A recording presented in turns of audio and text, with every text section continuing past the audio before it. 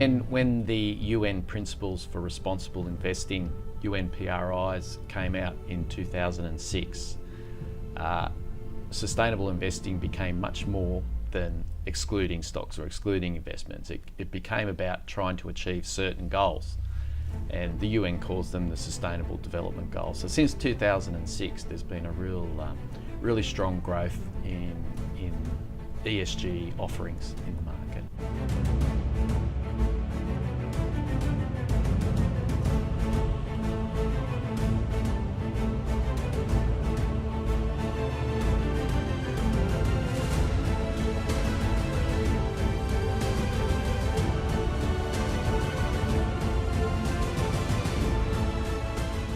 Big issues for us are measuring carbon intensity. So who's measuring it? How are they measuring it? You know, we all sort of quote tons of carbon produced or CO2 produced and how much of it's captured, but the accuracy of those measurements, you really have to wonder. Could you put a number to that? Like how much of the investable universe is actually already net zero? Well, the short answer is no, you can't put a number on it. No.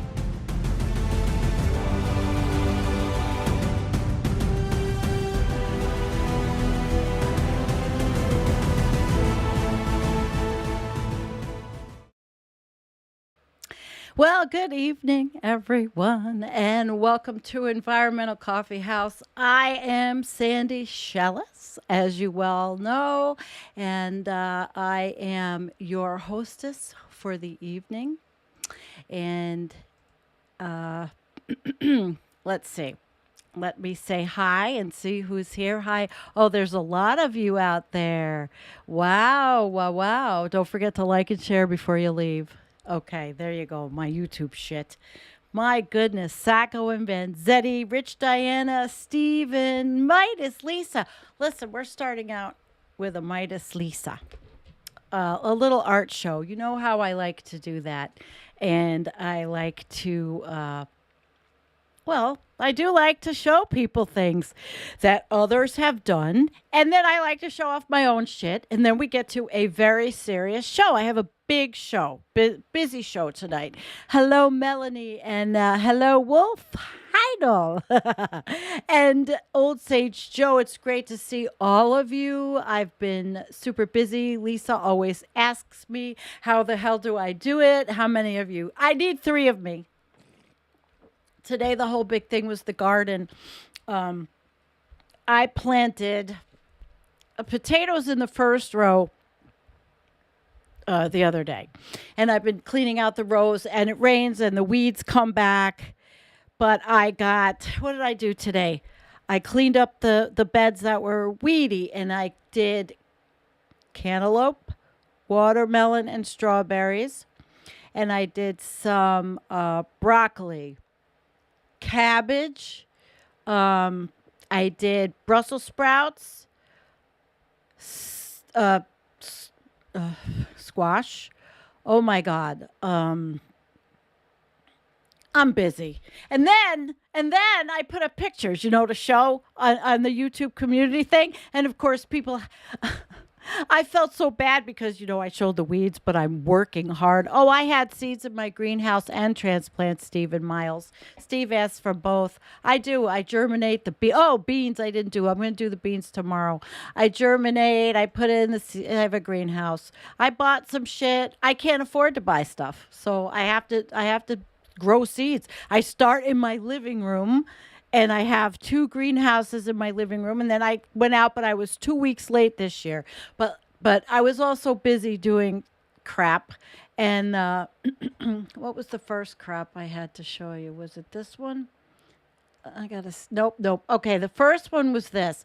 Because I had to do this. Yes, beans. I'm doing beans. He says, no beans. What the fuck? Yes, I'm doing beans. I'm doing beans. So the first one, I had to make this. I was 2 weeks late because I had to go away in April. And then I came home and I was sick an entire week. Oh, is it Melanie's birthday? Happy birthday, Melanie. Oh, wow. Do I have something? Happy birthday, Melanie, to you. Happy birthday, Melanie. All right. So the first thing is I built this thing. So, there's so many projects around here by myself. So that's over I had a garden there. It was a wildflower garden last year and it was really pretty, but the winter did not do very well on it. So I dug it all up. I fixed it and then I started building it.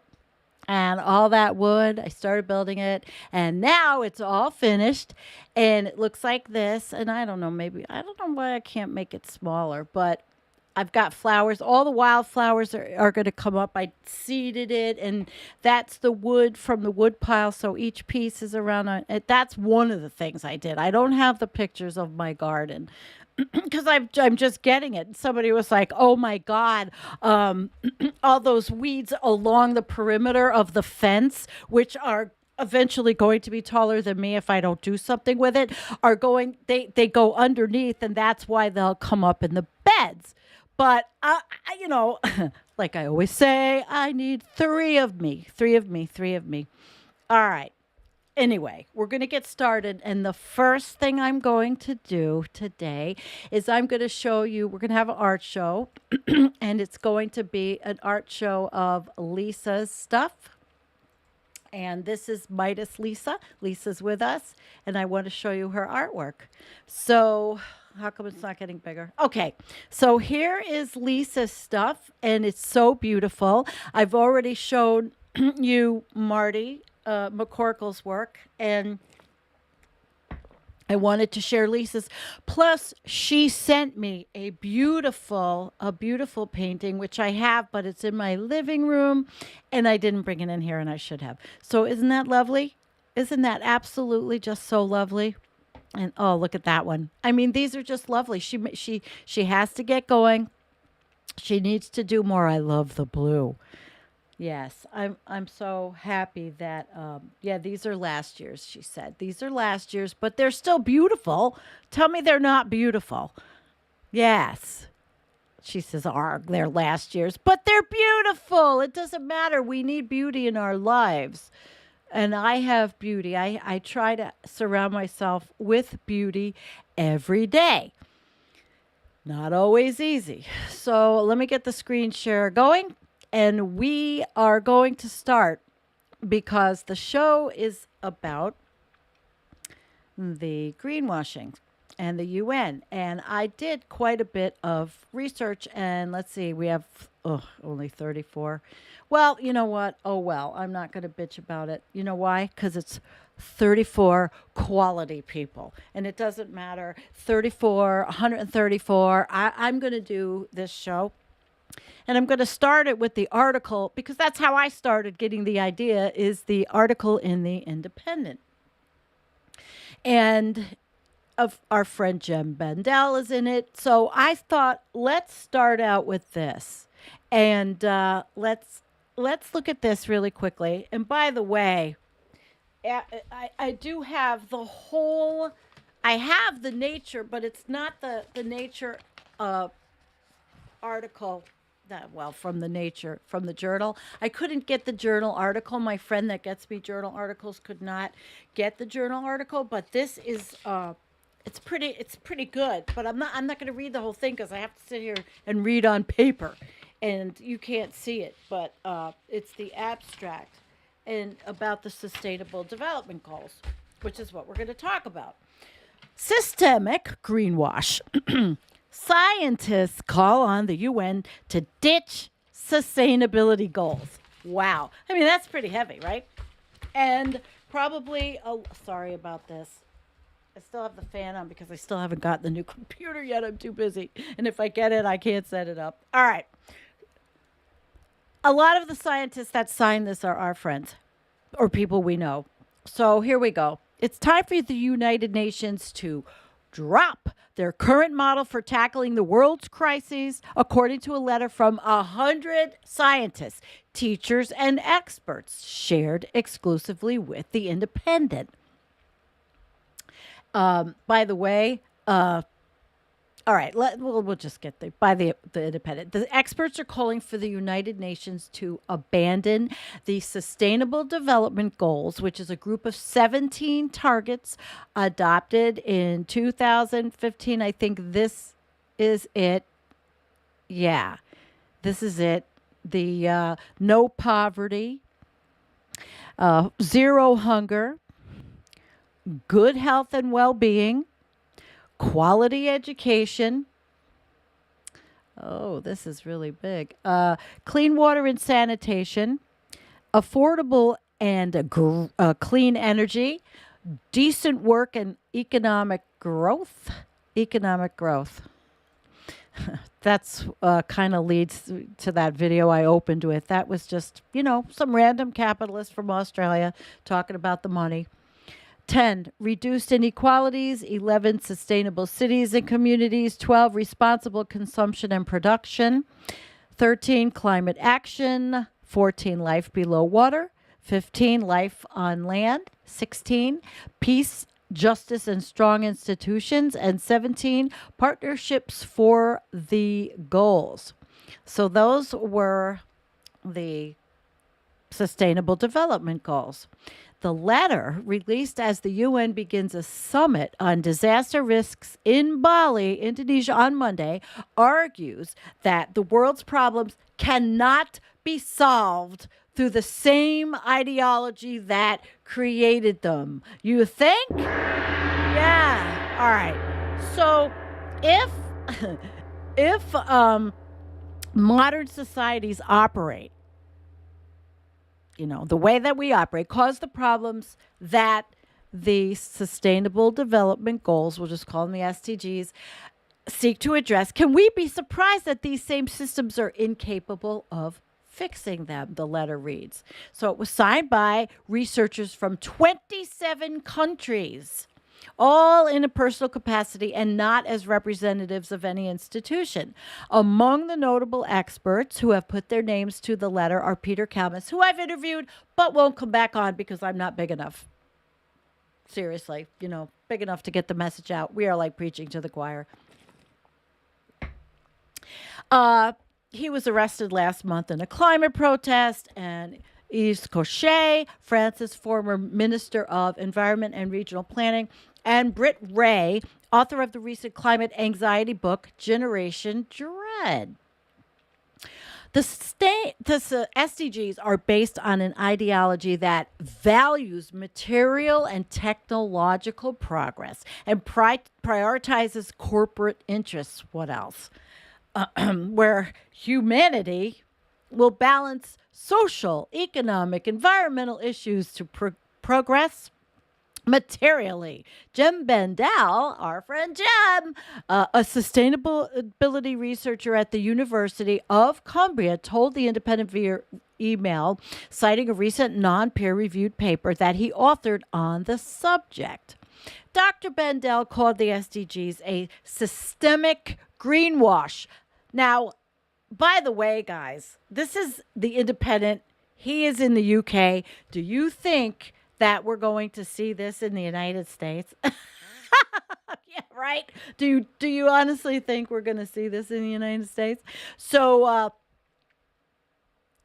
he says that it undermines challenges to structural power. Before now, it may have been convenient for politicians and bureaucrats and people in organizations they fund to maintain an upbeat message that more technology, capital, and management will solve both poverty and environmental destruction, the letter reads. Hence the guy that was talking in my opening video, because it's all about investing, and he couldn't even say what was the measurement on investment in CO2. I think it was CO2 technology.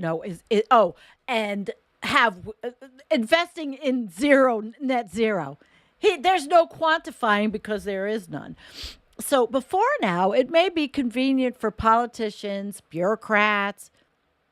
I probably read that already. However, the evidence from the UN's own report show clearly that is merely a convenient myth, and that billions of people would be better served by more sober analysis of a worsening situation, it adds.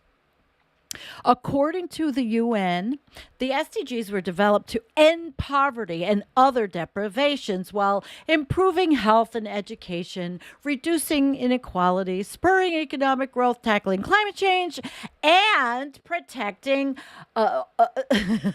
really, you think, protecting wildlife, natural habitats? Holy crap. We definitely get a good one like boom. That's not going to happen. Anyway, so this is the sustainable goals, and I'm going to show you gems, okay? Because I have a bigger screenshot. These are gems. More poverty, more hunger, poor health and well-being, much less education, gender inequality, dirty water and sanitation, expensive and less energy, destructive economic growth, failing industry and infrastructure, increased inequalities, unsustainable cities and communities, irresponsible consumption and production, climate inaction, death below water, death on land, war, injustice, and panicked institutions, and number 17, partnerships for the own goals. And you can imagine what that is. And those are the capitalists. Oh, I did a lot of research for this. And while I was gardening, I listened to videos. And there's a lot to just this. It goes into the whole degrowth. So the world cannot separate resource use and pollution from economic growth enough to stave off catastrophic environmental disaster, Dr. Bendel said. He used the example of electrifying global infrastructure, a goal of many climate activists in order to reduce reliance on fossil fuels. But doing so, and we know, would require a lot of natural resources that we may not have, Dr. Bendel stated. The implication then is that wealthy countries and individuals need to reduce their consumption, he added. Clearly, that idea is not super appealing to the folks at Davos, Dr. Bendel added, referencing the annual meeting of high-powered business and political leaders at the World Economic Forum, which got underway Sunday. Other signatories to the letter shared similar sentiments. If governments keep heedlessly pursuing exponential economic growth at any cost, which empirically clearly requires growth in resources and pollution, including greenhouse gases, we will eventually collapse just like any other species, said Dr. Kalmus in a statement emailed to the Independent. So he stepped it up. William Reese signed. There's a lot. Malika Viraswamy, Dr. Kalmus, Yves Gaucher, Stella Mabau, Dr. Tao from the Mir Project, Sonia Kaiser, Professor Bendel, Dr. Sariami, Dr. Jeremy Jimenez, who is a friend of ours. He's a personal friend of mine.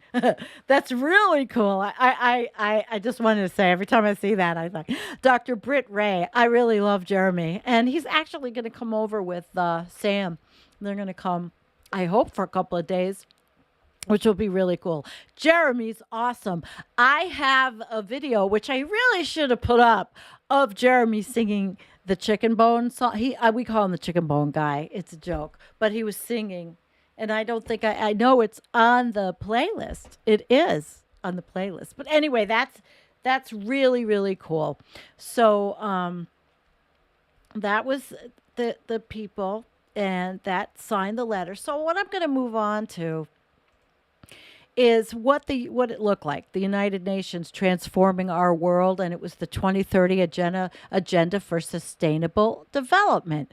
Now, this is where all the fucking conspiracy whack jobs get their material. It's Agenda 2030 or Agenda 21. The UN is so horrible and they're going to transform everything because of climate change that doesn't exist, yada yada. They're all a bunch of deniers.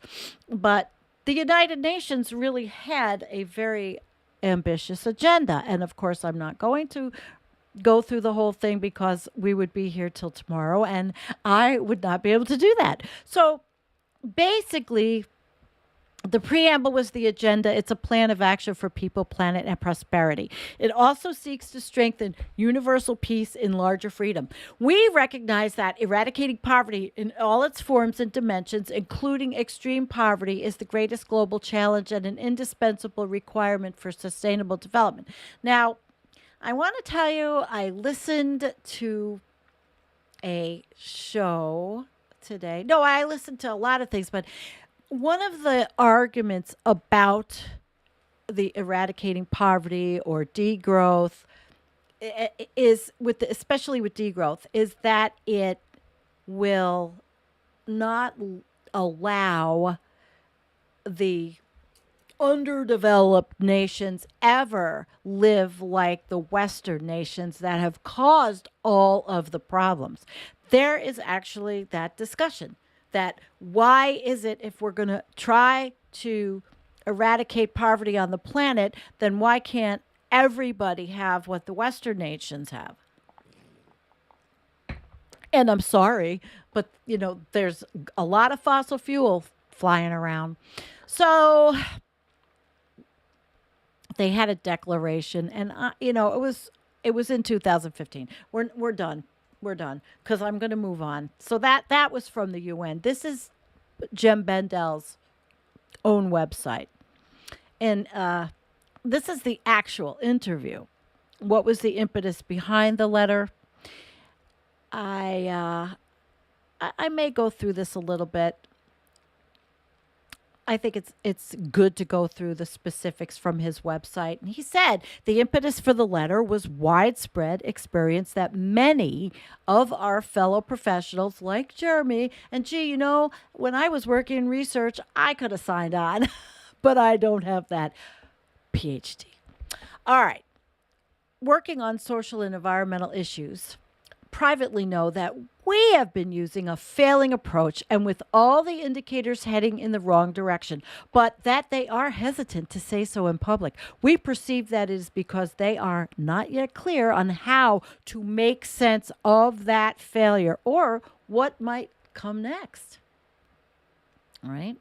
They also see professional risk in criticizing both capitalism and the story that our world will improve with more technology and investment, which I don't think it will.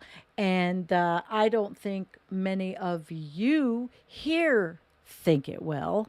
So I think that maybe it's early, but because I don't think that the world is going to improve with more technology and investment, I'm going to use the old-fashioned toilet. We're going to flush that idea. The environmental coffee house flush of the day.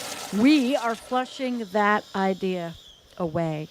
Whereas more people in the general public now sense that our systems are broken, many experts in establishment institutions continue to think that they must remain upbeat in public. But the signatories to the letter clearly think that attitude could undermine the needed reckonings and radical changes. Okay.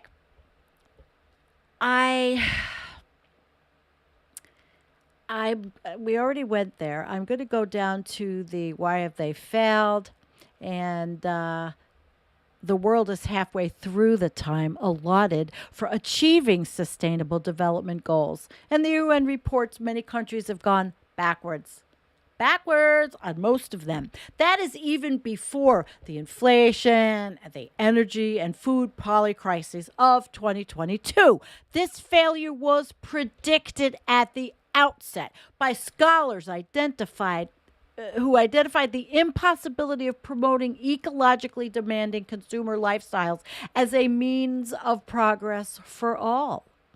The ideology of sustainable development is so ingrained after 30 years that the UN's own report on near total absence of progress towards achieving the global goals, now halfway through the time period, have been largely ignored. The potential from having such goals is measurability and accountability.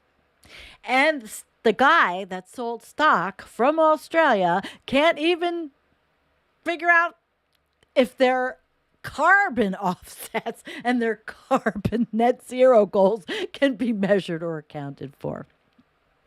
Yet the implications of failure are being ignored. So I think many people working in the international field of cooperation on environment and development could be in denial. Oh, the big old denial. Oh my goodness. Oh no! They're in denial. To address that, we produced the own goals graphic, which I showed you, which makes the situation more stark. I hope we do not see too many professionals in the field more annoyed by the graphic than the reality of suffering and loss it describes, because such reactions would raise uncomfortable questions about their current motivations. Thankfully, I already know that many colleagues are grateful for the chance to challenge the complacency and lack of accountability. What do you propose, Jen? All right, well, our main proposal is that we all stop, all of us, let's all stop pretending about that we can grow economies and reduce poverty and avert environmental disasters. Once we drop the myth that economic expansion is always healthy, or helpful, a variety of ideas can come into view for either reducing or coping better with social and environmental problems. In the research paper, Replacing Sustainable Development, I cite a range of philosophies for organizing society, ranging from the Vatican to Bali. The problem is that the current monetary systems impose a need for economic growth in order to maintain a stable economy. This is not a natural feature of the way economies work, but one designed by bankers over many years for their own ends. But in that paper and in this letter, the focus is on the UN and international aid. We think that existing capabilities and networks in disaster risk reduction need to be made central to future policymaking at home and abroad. That doesn't sound fun or hopeful, but people don't need experts to do their dreaming for them. We can pursue our own dreams while government and aid agencies help with the increasing risks that we all face due to the environmental breakdown. So why do you suggest degrowth of wealthy economies? And Jem says it is impossible to decouple resource consumption and pollution from economic growth sufficiently to reduce risks of catastrophic damage to all societies from climate changes over the coming years. The UN's own research shows we don't have the materials to electrify everything worldwide. So the implications is richer countries and richer individuals in particular must reduce their consumption levels. Clearly, that idea is not super appealing to the folks at Davos. Neither is it appealing to anyone if not done fairly with a focus on well-being. Crucially, the economic and monetary systems need to change to allow the kind of contraction without bankrupting small businesses and households. A chapter in my co-edited book, Deep Adaptation, explores aspects of the relocalization of economies that is now necessary. And guys, there's so much on there. When I do the show notes after the show, I'm going to put in a lot of stuff because I think it's great to go back and use those show notes if you're so inclined. All right. I'm going to go down to, all right, so why did you choose it at this particular summit?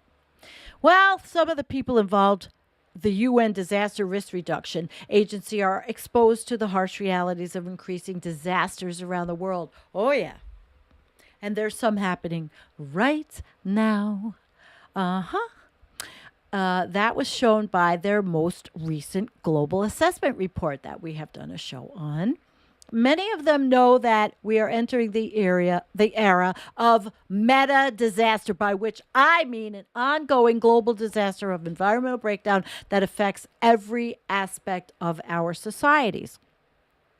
The UNDRR only convenes government officials every 2 years to discuss trends, policies, and assistance, whereas this event is largely ignored by the world's media and national leaders. We think that the agenda it works on will become central to international relations in the future. It can't copy the mistakes of 30 years of sustainable development policymaking being different to global capitalism. We want to encourage them to break with that and develop a more realistic and helpful response. Oh my God, I can't wait to have Jeremy on the show too. I'm really excited about that, guys. You say the assumptions that underpin the SDGs are invalid. What would you say are those assumptions?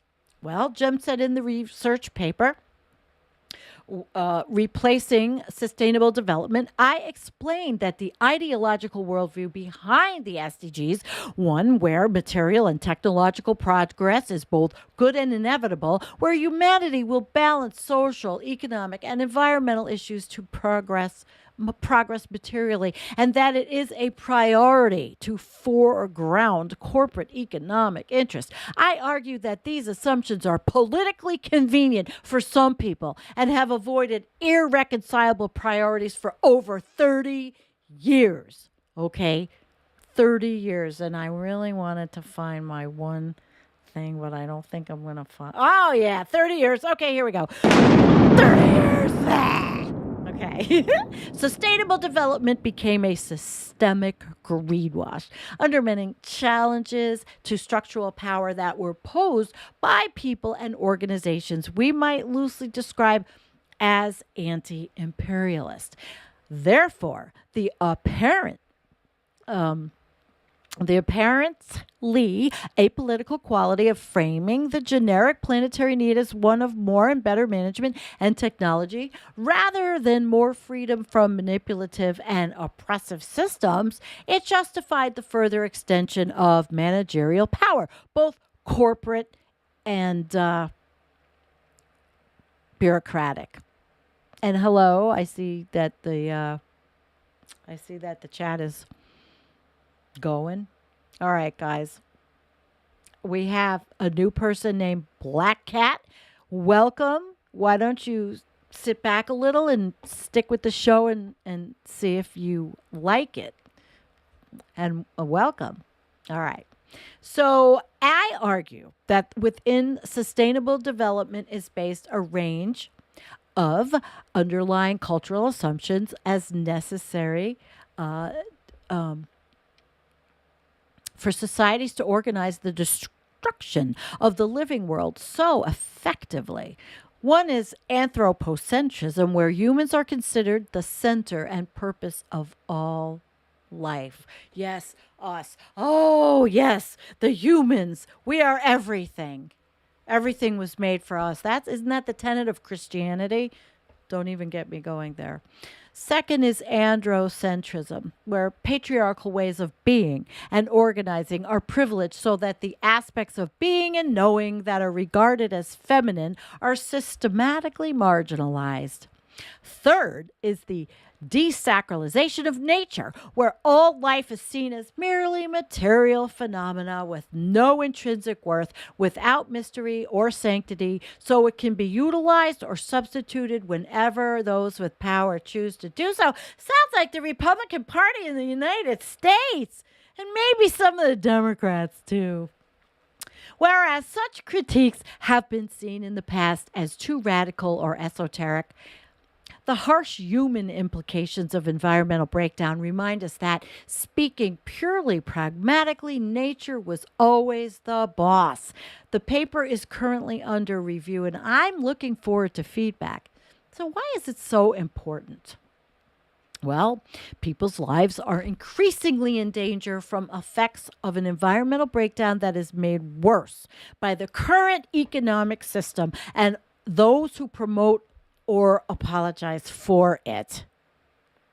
The people who manage large budgets and make policies, they need to recognize that the new situation we are in, so as not to make matters worse and, have a chance to reduce harm as societies are disrupted. On the other hand, people who have given up on expecting any meaningful action from large institutions need to recognize the harm that could be done by those institutions when panicked and operating from a redundant paradigm.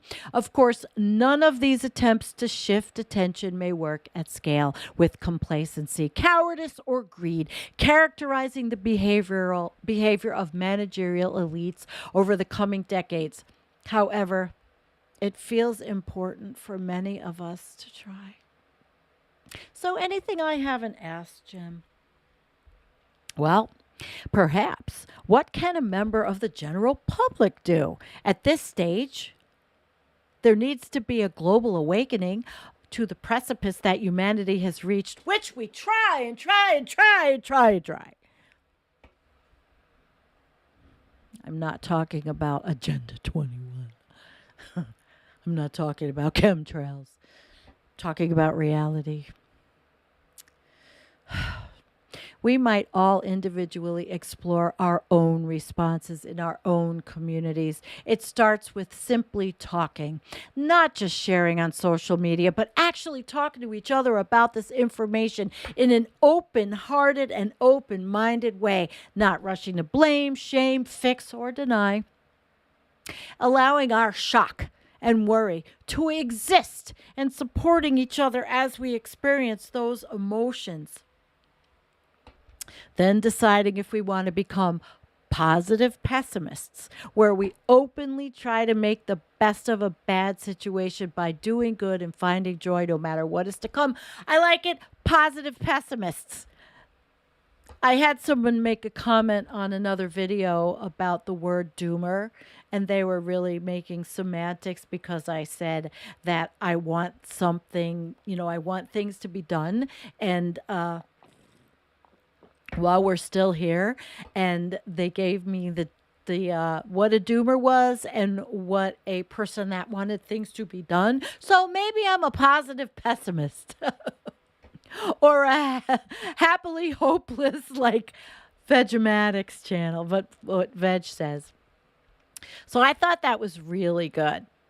I really did. I really liked it. I hope you guys are enjoying the show. And I'm going to move on. This is the article. This is the big article now. It's just too much to go through. The paper. I had to print it out because actually I'm going to read it. And I didn't get a chance to read the whole thing. Because I was gardening. So, it wasn't like I could listen to it. Nobody recorded it. But the journal Nature, and I don't have it, and I didn't have the $29 to spend on it, so I'm not paying for it. The Sustainable Development Goals, and this is pretty harsh, were designed to reconcile environmental protection with socioeconomic development. Here we compare SDG indicators to a suite of external measures showing that while most countries are progressing well toward environmental SDGs, this has little relationship with actual biodiversity conservation and instead better represents a socioeconomic development. So there you go. It's all in the money, honey. Capitalism is everywhere. It's seething under the rock, seething out from my garden. If this continues, the SDGs will likely serve as a smokescreen for further development, environmental destruction throughout the decade. And as Jennifer and I read the other night, there are some pretty shitty indicators of where we're going. And I don't prognosticate. Okay. Hello, Tom Hall. You made it. Tom Hall, you made it, and Kay Ryan made it, and let's see, Old Sage Joe, Black Cat. So Black Cat, let's see what you're saying. Yes, the science already says population is not the issue at all. LTG even says that we can go to 14 billion. Try real science. Maybe you'd get more subs. Okay. I think I know who this is. And if you want to come here and you just want to put me down, you may leave, okay? Because that's not what this is about. And I don't share to your Facebook page anymore. So actually, and I never mentioned overpopulation, okay? So actually, if you want to insult me, no, you can insult me. But why don't you insult me why don't you go somewhere else? In fact, maybe I'll just block you because I don't like you. If you want to, yeah. Listen, I don't know why you're doing this, but okay, hang on. Hang on, guys. I'm going to do it. Yep, I can't do it here. So, and I don't know if Kim can do it either, but I know who this is, and I think it's rude. And I don't do this to you. And I just think it's kind of rude. And if people want to be rude, but I know who this is. Leave. And I think it's rude. Okay. And I don't do this to you. Bye. I just think it's kind of rude. And then you are leaving. Yes, you are here to leave. Down. I think it's rude. So I'm leaving. Okay. You're leaving. I don't do this to you. Bye. I just think. I'm sorry. I know who it is. I'm pretty sure. If she's talking about cherry blossoms, she can leave. Okay. Kim, I didn't want you to have to.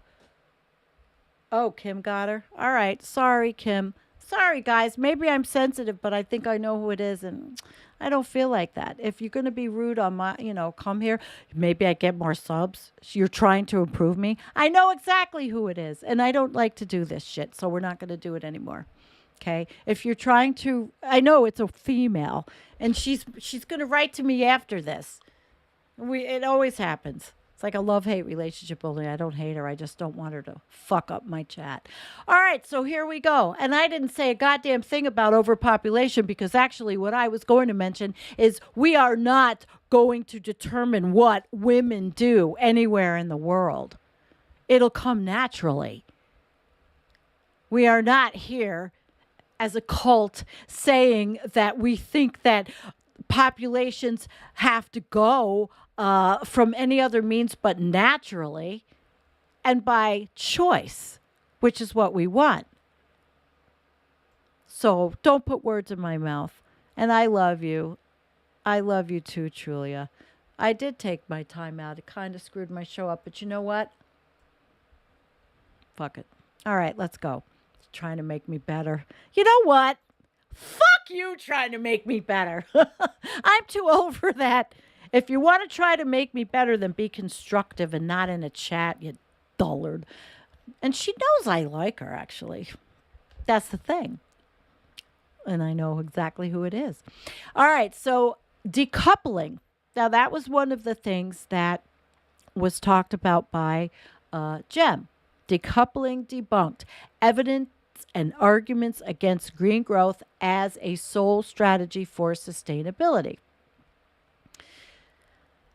This was from 2019, but I want to go to the next piece because they have an executive summary I thought was interesting. And is it possible to enjoy both economic growth and environmental sustainability? The question is a matter of fierce political debate between green growth and post-growth advocates. Over the past decade, green growth clearly dominated policymaking with policy agendas at the United Nations, European Union, and in numerous countries, building on the assumption that decoupling environmental pressures from gross domestic product could allow future economic growth without end. Considering what is at stake, a careful assessment to determine whether the scientific foundations behind this decoupling hypothesis are robust or not needed. This report reviews the empirical and theoretical literature to assess the validity of the hypothesis. The conclusion is both overwhelmingly clear and sobering. Not only is there no empirical evidence supporting the existing of a decoupling or economic growth from environmental pressures on anywhere near the scale needed to deal with environmental breakdown, but also, and perhaps more importantly, such decoupling appears unlikely to happen in the future. So it's urgent to chart the consequences of these findings in terms of policymaking and prudently move away from the continuous pursuit of economic growth in high consumption countries. And what the heck is wrong with that? And who really in their right mind can argue with that? I'd say somewhere deep inside of all these stockbrokers and billionaires, and maybe not the hardcore right-wing denialists all over the world like in Bolsonaro's case or Orban's case. They don't care. But rationally thinking people have to know. Well, the fact that, and I'm just going to go on, the fact that decoupling on its own, without addressing the issue of economic growth, has not been and will not be sufficient to reduce environmental pressures to the required extent is not a reason to oppose decoupling in the literal sense of separating the environmental pressures curve from the GDP curve or the measures that achieving decoupling. On the contrary, without many such measures, the situation would be far worse.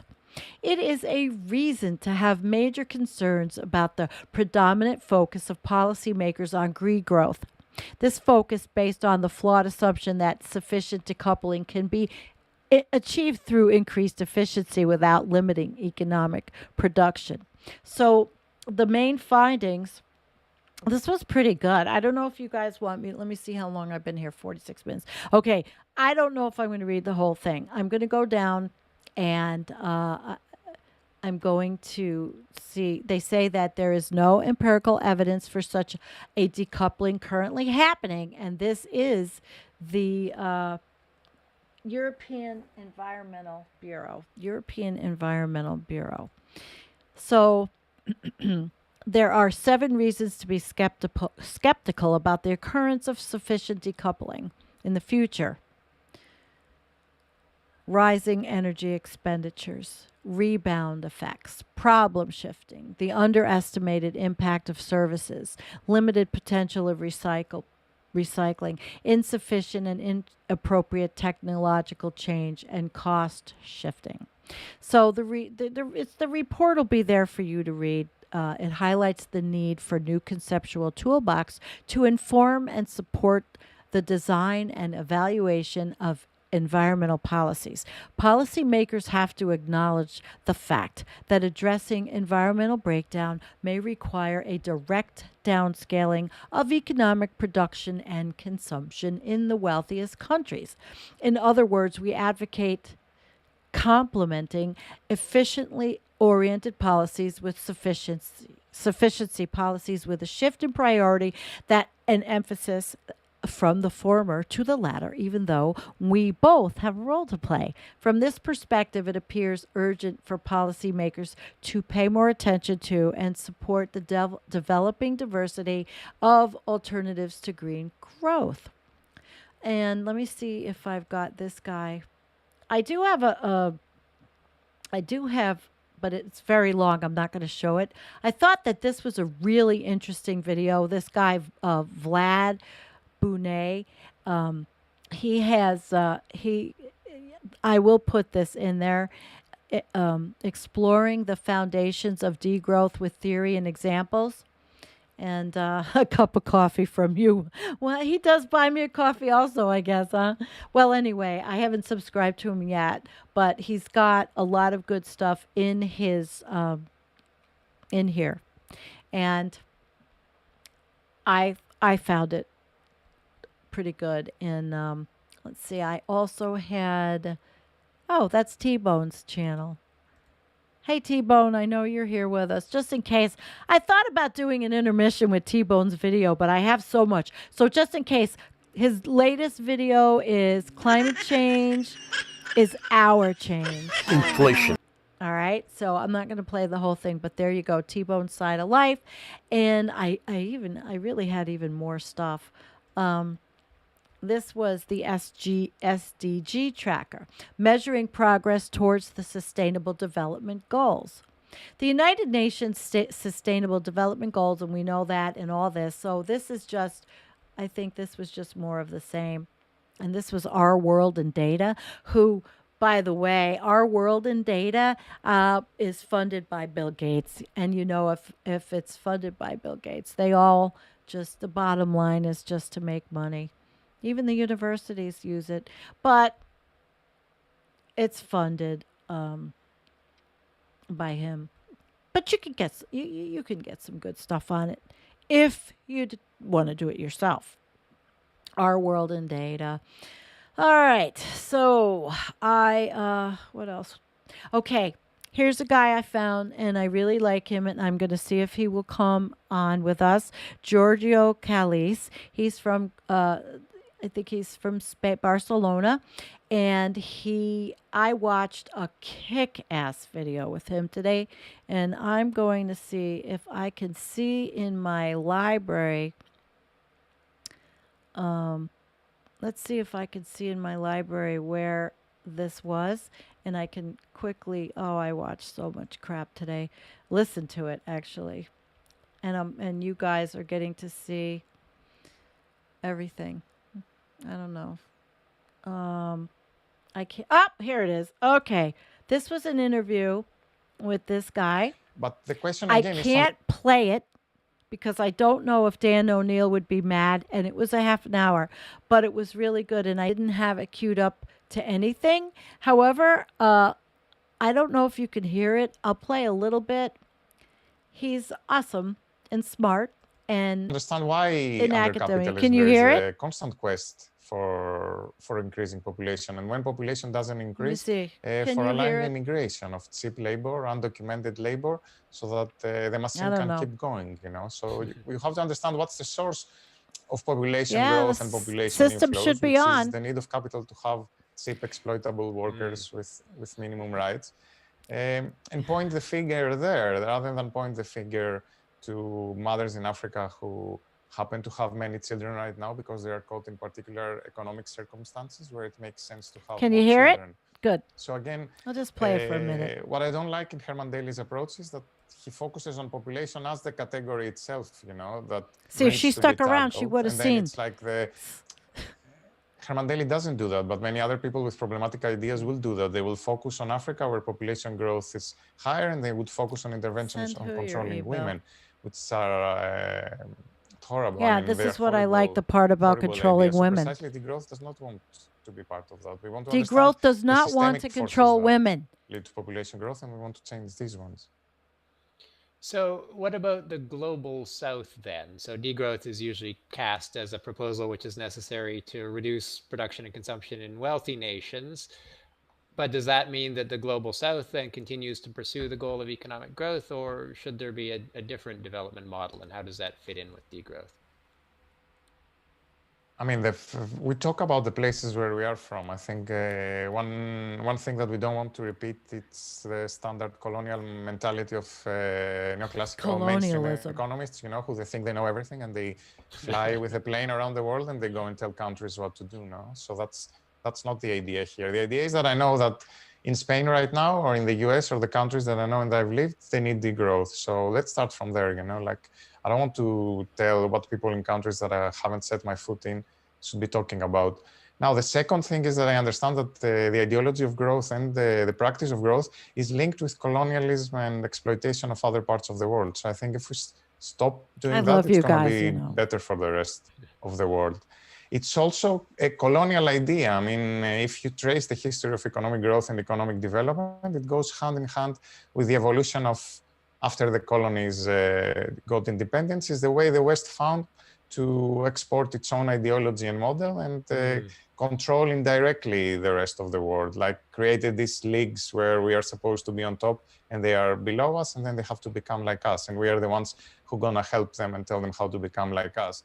So degrowth wants an end to all that crap, you know? So Degrowth wants an let's end to all finish with that this, crap. and then I let's love see them. what I'm going to get them different on. countries in different parts of the world come up with and how they develop and fulfill their potentials. Last year, you published a book called Limits, Why Malthus Was Wrong okay, and Why there's this book. Environmentalists Should Care. And All in right. the book, you I'm argue getting that it. limits and scarcity are not the All same right, guys. thing. That was one person. I like him. He is Georgios Kallis, and I honestly really want him to come on the show. I started to write to him, so we shall see. All right, so how are we doing on time? Oh, this is perfect. We'll be an hour. I I had another article, actually, and it kind of well, it brings it up at the rear. You know, we think about degrowth. There's so much more to say. His interview is very interesting. All of the material is very interesting. Will anything ever be done with the political will around the world to the right? We have climate deniers. The fossil fuel industries own everything. And then, you know, the Bill Gates fund everything for their particular agenda. But then there's the kids and the whole doomer thing. And, you know, I kind of thought this was a good way to bring up the rear from Vox, because they're going to tell us that we are giving kids climate anxiety. So I will end with this, and you guys can decide. I'd like to grow up, please. You guys can decide.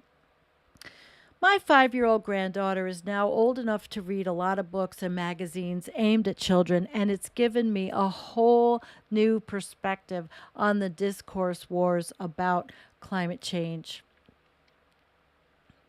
and the future of the planet.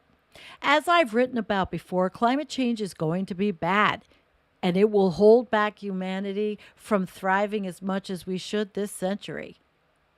It will likely cause mass migration and displacement and extinctions of many species.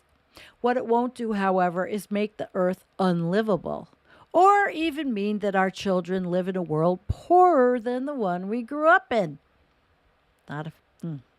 As many climate scientists have been telling us, the world is a better place to live in, especially for people in lower income countries, than it has ever been. And climate change isn't going to make it as bad as it was even in 1950. Now, I'm reading this, and how you think about what we heard earlier about electrification. And I am not saying I want people to live in poverty. Okay. I unequivocally reject scientifically and personally the notion that children are somehow doomed to an unhappy life. Kate Marvel, a climate scientist at Columbia, told Ezra Klein in his column this week about overcoming climate despair. Writing aimed at adults doesn't always do the best job of shrinking a balance, though not everyone agrees on precisely what the balance is. Books like The Uninhabited Earth, Life After Warming, to my mind, do a reasonable job of describing some of the extreme scenarios that really are worth contemplating, but they still don't add up to an uninhabitable Earth, or even one that would be an awful place to live. Geez, Kate, have you been to India recently? Have you been to the Southwest in the United States? There's going to be a hell of a heat wave there. Yeah, and I like her for the most part. Yes, some things will be worse, but because of progress on many fronts in addressing extreme poverty and disease, as well as general economic growth, our kids' lives will be better than our parents' lives were. This question matters because there's a fierce debate among activists about whether more pessimistic messaging energizes people to fight climate change or that causes them to despair, conclude the world is doomed, and tune out. Are any of us tuning out? It's only a label. But the messaging for adults is positively nuanced and optimistic compared to the presentation of climate change and other environmental challenges that gets passed on to kids. What we're telling our kids about climate change. As a parent, I think it's essential to empower kids and pass along the message that the world will be in their hands, that they will have the power to solve its most pressing problems, and there are lots of people already working on these problems who are eager for kids to learn, grow, and join us. Fighting climate change is part of that, and it's important and worthwhile, but not because there will be no world for children to live in when they grow up. Unfortunately, the latter message is the dominant one in Our House is on Fire, Greta Thunberg's Call to Save the Planet, a beautifully illustrated picture book aimed at ages 3 to 8. There might not be a world to live in when she grows up. What use is school without a future? One page describes Thunberg as thinking. Even as a setup for Thunberg's rise as an activist, I'm not thrilled about that message.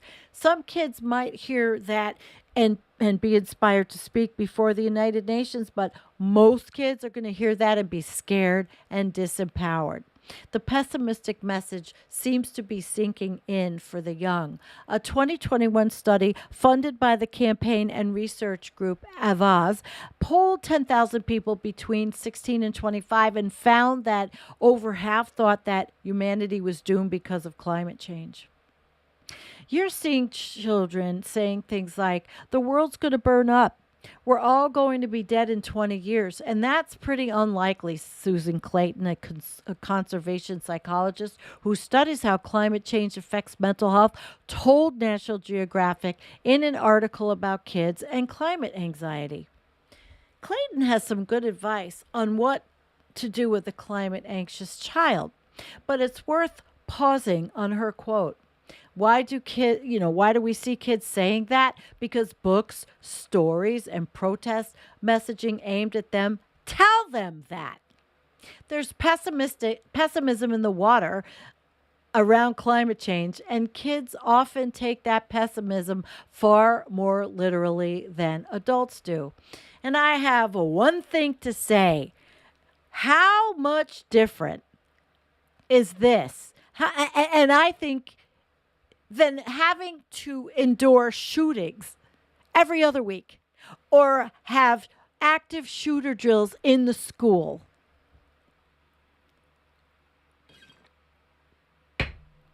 That is terrifying. In some cases, it feels like adults are displacing our own frustration at political inaction or climate onto kids and doing it by telling them things that aren't true and that they don't have the perspective or context to take with the appropriate grain of salt. Maybe that is true, and maybe our curriculums have to be updated to teach children how to live in a changing world. The problem permeates advice about what kids can do about climate change, too. I imagine the tendency of advice for kids about climate change to urge them to challenge their grown-ups, recycle, ride bikes, and attend protests is out of a well-intentioned urge to give them advice they can use right now. But I worry it sets them up for frustration and is fundamentally not very honest about how they can solve climate change. Kids who throw themselves wholeheartedly at these problems for their entire childhood, but who aren't themselves Greta Thunberg, aren't likely to get anywhere, and they won't be positioned to get anywhere as an adult either. Wow.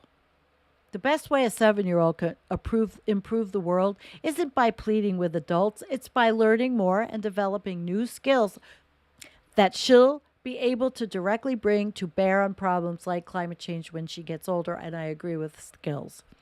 But will the schools in the United States of Morania teach it? Raising a better future. When our daughter asks about environmental issues, I like to tell her that a few generations ago there was smallpox, but some kids studied hard and grew into grown-ups who fought to eradicate it.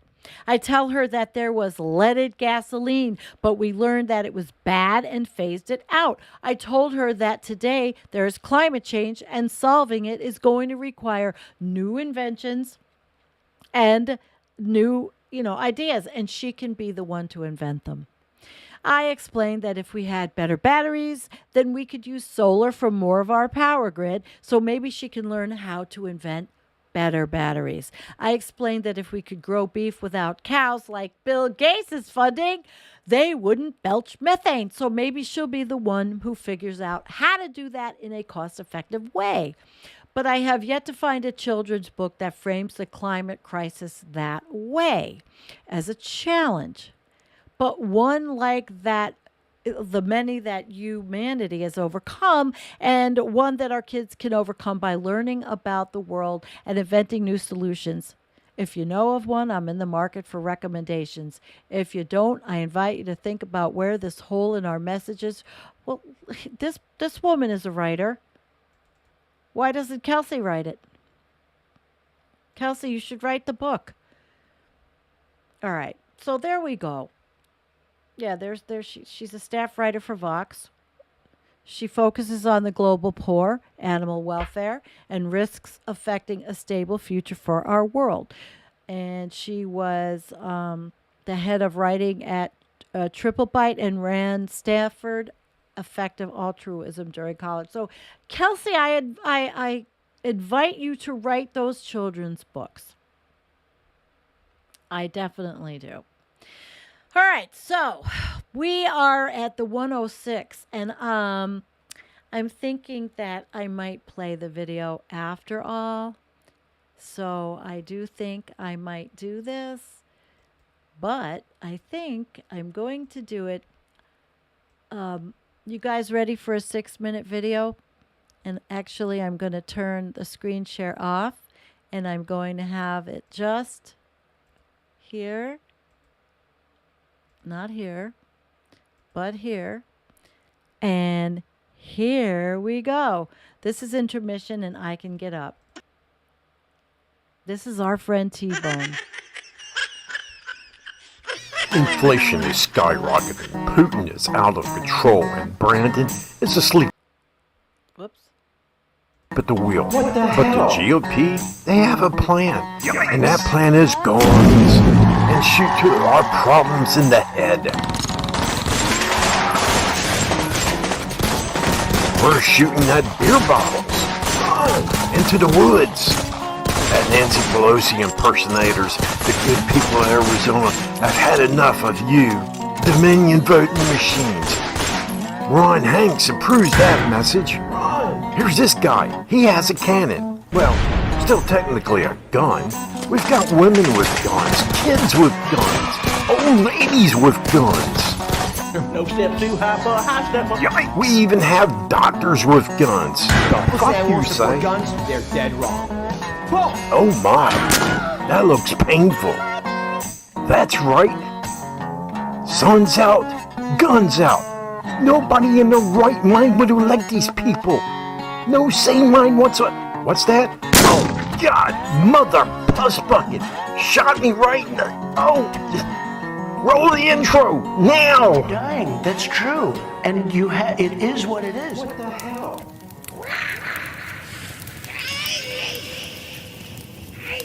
Welcome to the T-Bone side of life. This is set in the time and the presence of the 21st century. Climate change asks you to face the demons of history and then exorcise them. No small job for anyone who's not a priest. Lord knows, I do not envy them either. So I empathize with you. Still, if you really want to think hard about climate change, if you want to understand it genuinely, you're welcome to join me in thinking about it. If on the other hand, you want to feel better and bury your head into the sand, here's a bucket. Let's begin there. Why is it that right now, in the 21st century, there are maybe 1 billion rich people in the world and 7 billion poor ones, fast becoming 9 billion? Have you ever wondered, how is it that just 10% of the globe lives lives of relative comfort, eating 3 meals a day, walking around in safety, sipping on cappuccinos in town squares? Is it, as the neo-fascists say, that the 10% were just smarter, better, generally superior? Of course not. Let's ask the question a different way. Is it just a coincidence that the global boundaries of 10% rich and 90% poor still in this day and age follow the precise outlines of a lifelong history of colonialism, slavery, empire, exploitation? That 10% of the rich are white Americans and Europeans, and nearly everyone else is still the poor 90%. Of course not. The 10% of the world that's rich today is exactly the 10% of the world that colonialized, enslaved, brutalized, and exploited the other 90% for Exactly what we centuries. were talking The about. rich and 10% of the world is part of that, the most violent, aggressive, ruthless, and destructive to the other 90%. Now, what does that have to do with climate change? Everything, as we will see. Let me make it crystal clear what we would do if we rich Westerners really cared about the Amazon. Eat less hamburgers? No. We buy it. That's a crass way of putting it. What I mean, in the case of creating something like a global fund for the earth to capitalize on. And so, the Amazon continues to burn. And the Westerner pundits and politicians and leaders alarmed, maybe shocked, reeling against it. Probably you might be too. But none of them understands the simple reality of the situation. The world has to become radically more equal to stabilize the climate. A functional ecological depends on an economy that functions for the whole world, not just as its rich.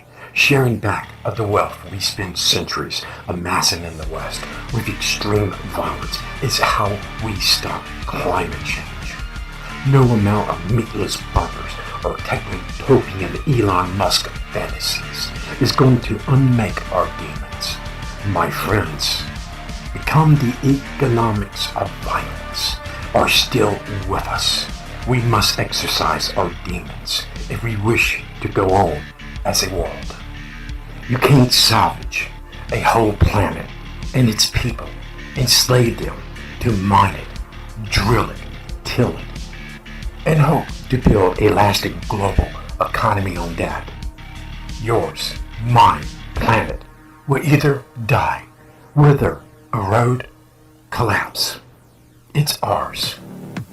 Will we ever learn the lessons?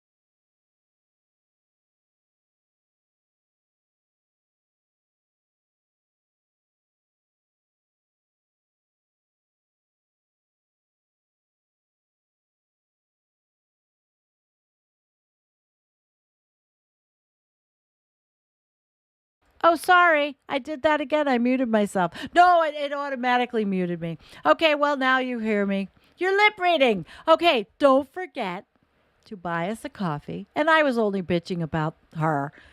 Black cat. Don't forget to buy us a coffee. Kitties need food. And like and subscribe. All those lovely, lovely things. Thanks. Let's read some comments before we go.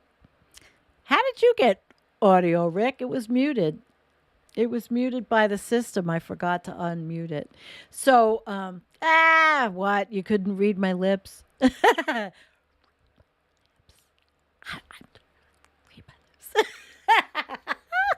Okay, so some of you could hear and some couldn't. He says, sorry for what? My fingers hid a comment you made. And I don't know why I was doing it. I was doing Kim's job. It's her job, not mine. Moderator. So, and warned me about those cats. Yeah. So did you like the show? I hope so. Anyway, guys, I have a little cutesy thing to end with. A little cutesy thing to end with. All right. And then I'll come back. We're going to watch this cute, oopsie little thing. Oh, I hope it's okay. Enjoy this one.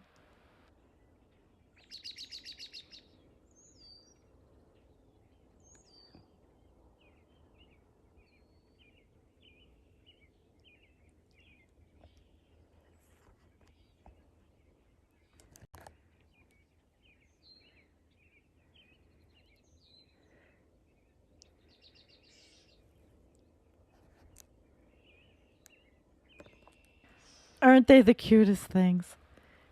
They were in the yard and I caught them and they were just having so much fun. Oh my God. Good night, Warren.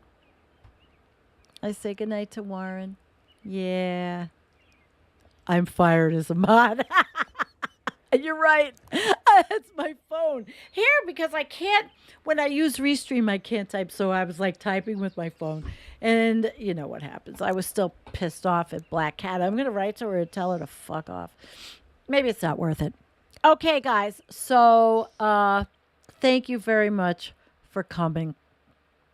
And, Sat 2, I wanted to tell you, development euphemism for, yeah, of course.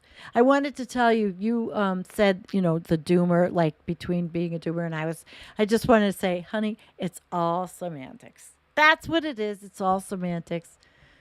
Okay. Good night. Love you guys. I will see you on the flip side. Not sure if it's going to be Friday. I'm not sure. You will know tomorrow. Okay? All right. You're right, Tebow. Not worth it. Let the cat wander. Rare. Should I let the cat wander? Yeah. Play like a all right. Okay. Good night. Peace out.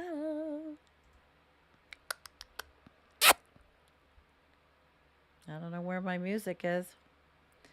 Okay, where's my music? There we go. Oh, shit.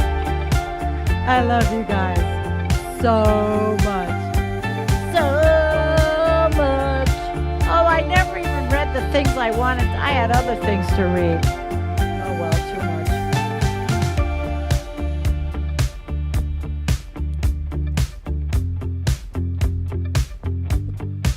Ah.